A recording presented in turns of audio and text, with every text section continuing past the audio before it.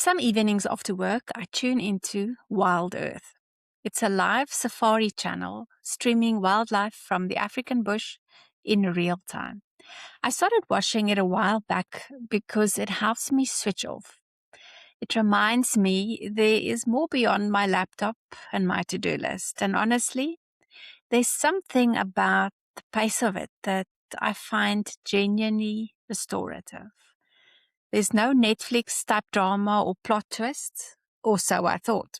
Last week I tuned in and I saw a buffalo, an African buffalo, grazing alone on the Kenyan plains. Peaceful, exactly what I needed after a busy day. And then 4 lions appeared, slowly, almost strategically, moving closer. And I remember thinking, this can't end well. Now, buffalo are no small thing, especially solitary bulls.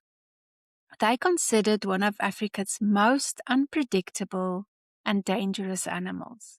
But 4 lions working together, surely the odds were impossible. And then, stage left, his friend appeared, another buffalo, and the whole dynamics shifted. Enter the plot twist. The lions retreated slightly, probably reassessing, and eventually they gave up. They didn't just underestimate the buffalo's strength. They underestimated the strength and fighting spirit of 2. Welcome back to Unrushed, Less Stress, More Meaning. I'm Brunel, and I've been thinking about that buffalo ever since. Here's what I know about high-functioning, capable people. And I'm going to speak specifically to those of us, leaders, professionals, who've built our careers on being the ones others count on.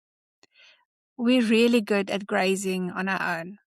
We handle things, we solve problems, we anticipate the next challenge before it arrives. We keep moving forward, often without asking for help, without needing backup, without relying on anyone else to get it done. And we've built entire careers on that.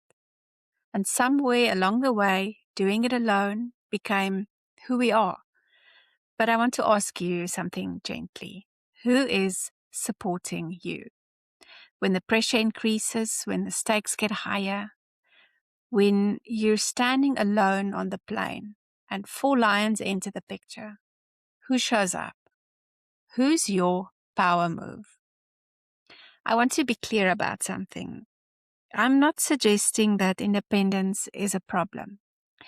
It's often a genuine strength, the capacity to make decisions under pressure, to hold it all together. Those are real skills, built over years. But often that independence can slowly become something else. I've seen it in my own journey and in many people I worked with. You get so accustomed to handling things on your own that you don't notice the impact that it has on you. And one day you realize, I'm tired and I'm not entirely sure who I'd call. And that's not because there's no one in your life. I think it's because you've been carrying it alone for so long that you've stopped asking. You've forgotten what it feels like to have a backup. And this is the part I find most interesting. You might also have stopped seeing yourself clearly. Because one of the things we lose when we operate in isolation is an outside perspective. Someone who can see what we can't see. Someone who reflects back what you're too close to notice. The buffalo on its own was strong, genuinely strong. But alone, there was a real limit to what he could navigate. And with another buffalo beside him, something changed. I think we sometimes have a limited idea of what it means to have support. We imagine it as asking for help, which feels uncomfortably close to admitting we can't cope. Or we think there must be some sort of crisis or breakdown where it's okay to finally reach out. But that's not really what I'm talking about. I'm talking about the people and spaces that allow you to think more clearly, to be more honest, to stay more aligned with who you actually are. That might be a trusted colleague who tells it like it is, even when it's uncomfortable. It might be a mentor who's walked a similar path.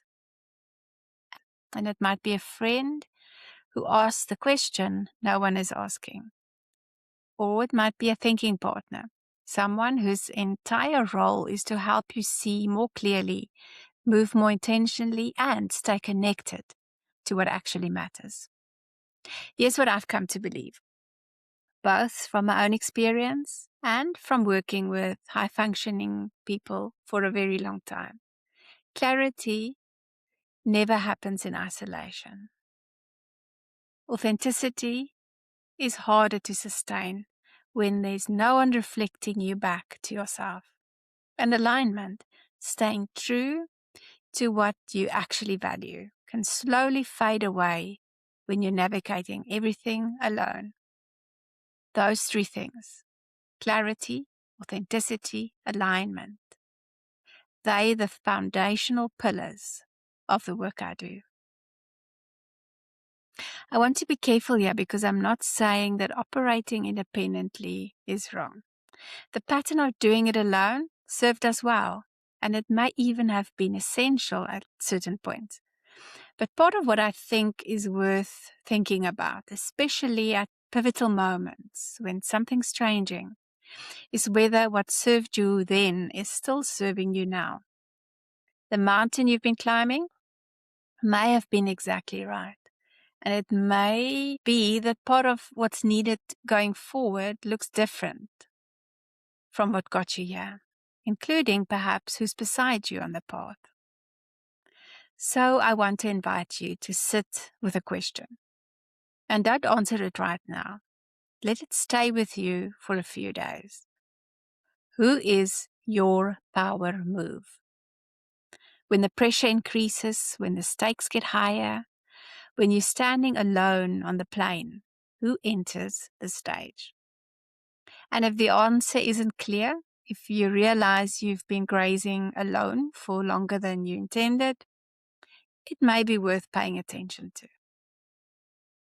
Over the past few weeks, I've been exploring the three pillars that guide my work: clarity, authenticity, and alignment. Today felt like a natural extension of all three because none of them are things you arrive at or sustain entirely on your own. If you missed those earlier episodes, I'll link them in the show notes. They might be worth a listen, especially if you're in a season when something feels slightly off or a question keeps popping up that you're not quite sure what to do with. And if you're standing at a pivotal moment, if you're somewhere between where you've been and where you sense you need to go, and you're wondering whether a thinking partner might be useful, I'd love to have a conversation with you. There's a link in the show notes to book a complimentary clarity call. Thank you for being here today. Take care of yourself.